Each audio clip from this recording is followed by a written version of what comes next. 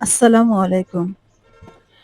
আপনি কার সাথে কি আচরণ করছেন বা কার সাথে কি রকমের ব্যবহার করছেন, সেটাই হচ্ছে গিয়ে আপনার আগামী দিনের ইনভেস্টমেন্ট। আপনি আজ যা কিছু করবেন, কাল তাই আপনার কাছে ফেরত আসবে।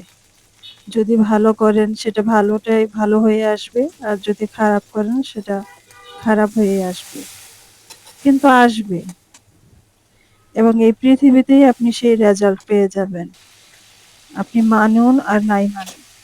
সেজন্য আপনি এটা সবসময় মাথায় রেখেই কাজ করতে হবে যে আপনি কি করছেন।